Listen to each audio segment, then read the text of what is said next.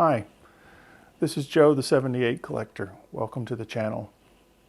Today we're going to continue our look at the timeline history of recorded sound. In previous episode we covered the timeline from 1857 to 1900. And I'll put a link to that video in the notes below. Today we're going to look at the rapid rise in the popularity of recorded music during the early 20th century. So let's get started with that.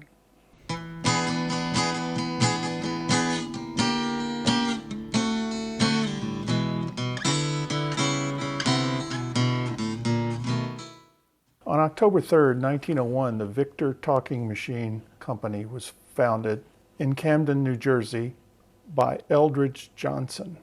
Eldridge Johnson had been an engineer for the Berliner Company, which we discussed in the last video.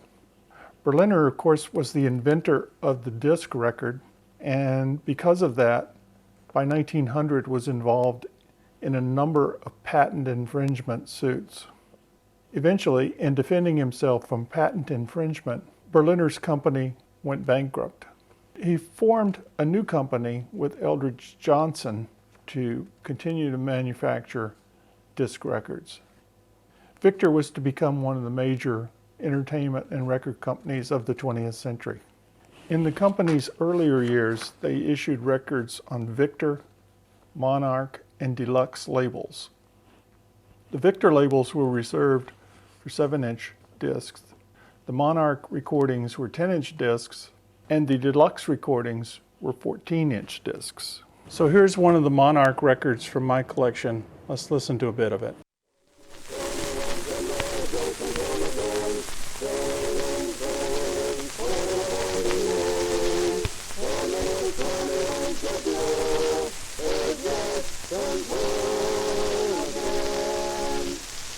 I say, boys, here it is Sunday again, and no chance of them Spaniards yet. Yes. This song is about the Battle of Santiago in the harbor of Santiago, Cuba in 1898 during the Spanish-American War. By 1905, the labels for all of these sizes were consolidated under the Victor label. From the beginning, Eldridge Johnson believed that Victor should position itself as an innovator and as a premium record company. He first set about improving the record manufacturing process. He developed the process of stampers, where records were reproduced by first producing a master, then a stamper, and stamping the imprint into heated shellac. The Victor trademark, featuring Nipper the dog, is one of the most iconic trademarks in the world. In 1898, Francis Barraud did a painting of his dog Nipper listening to a gramophone. The original phonograph in the painting was an Edison phonograph. He tried to sell the painting to the Edison recording company in the UK, but they weren't interested. William Barry Owen managed Victor's affiliate in London called the Gramophone Company. He was approached with the painting and told Barraud if he replaced the Edison machine with the Victor machine, he would buy it, which he did. The original painting of Nipper is in the archives of EMI Records, which is the successor to the Gramophone Company. In 1915, in Camden, New Jersey, the Victor Company had its famous logo reproduced in a window in its office building. That window now resides in the Smithsonian. The records produced between 1900 and 1920 don't really represent the variety of music which was available in America. There are a couple of reasons for this. The recording equipment required a loud, booming sound to be properly recorded. This skewed the entertainment to large brass bands or Irish tenors or even opera stars. The quality of the recording process was also poor. John Philip Sousa, one of the most famous band leaders of the time, called recorded music canned music in a disdainful way. Although Sousa's band recorded many records during this time, John Philip Sousa never went to the recording studio. A lot of the entertainment came from vaudeville. I think that it's worthwhile remembering that in 1877, just about the time that recording industry was getting started, Reconstruction was ended, was followed by a period of increased racism. The Ku Klux Klan was formed in the South. It was common for entertainers to appear in blackface, and Jim Crow laws had been passed throughout the South. And in 1915, the movie Birth of a Nation, starring Lillian Gish, was released in theaters. Much of the music of this period reflects this racist attitude. Some of the music is ugly, vicious, and downright reprehensible. I'm not going to cover any of that music today. In about 1904, Victor got under contract the opera singer Enrico Caruso. He was the leading tenor of his day and lent a large amount of prestige to Victor Records. He produced records until the 20s and was one of the few stars to get royalties. Caruso earned about 40% on the sale of each record.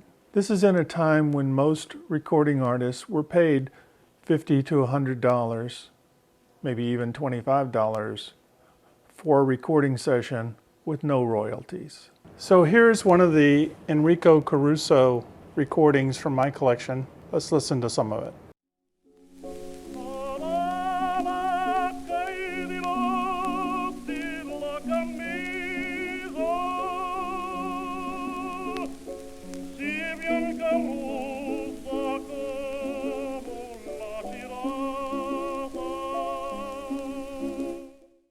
Columbia Record Company is the oldest record company still making recordings, tracing its roots back to 1887.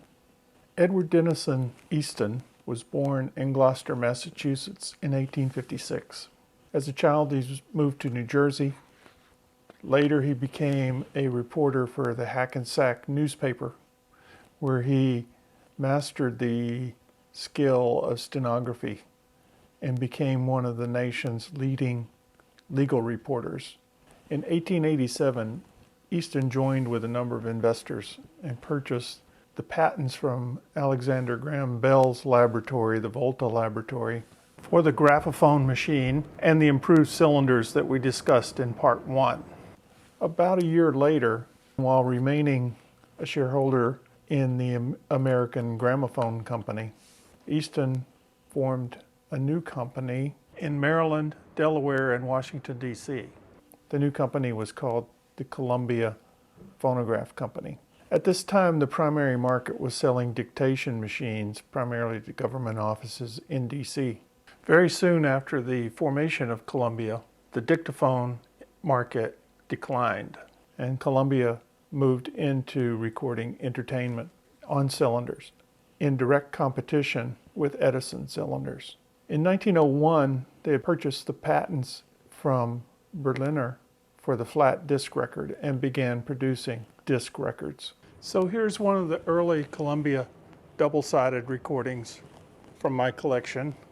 So let's listen to some of it.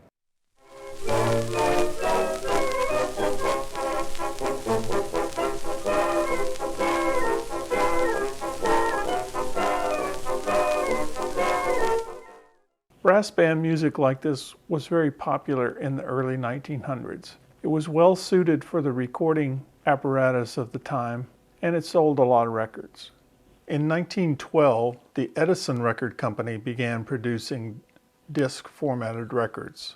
These were branded as diamond discs. Diamond discs were much thicker and heavier than records from Columbia or Victor. In addition, most records are what is called lateral cut, which means that the sound is recorded in the record groove by lateral movements of the stylus. The Edison diamond discs incorporated a different scheme whereby the sound was encoded in the groove of the record through vertical movements. This meant that the Edison records had to be played on Edison equipment and not play well on Victor or Columbia equipment. The Edison machines were more expensive, and in addition, the records were more expensive. So between 1910 and 1920, Edison remained the third largest record seller in the world. From 1912 to 1921, Edison diamond discs were produced that look like this, that have the label embossed into the record material itself. In 1921, paper labels were introduced. Although these don't play well on modern equipment, there's still some sound that comes through. So let's take a listen to this record by Sodero and see what you think.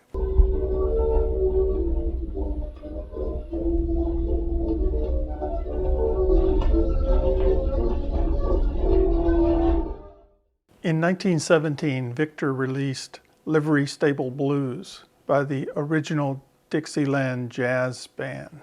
This was the first jazz record, and a new era of music had started. This is where we'll take up next time in the Timeline History of Recorded Sound, Part 3. If you've enjoyed this video, please click the subscribe button down below and give us a thumbs up. These ratings really count. So until next time, this is Joe, the 78 collector, saying goodbye and be safe.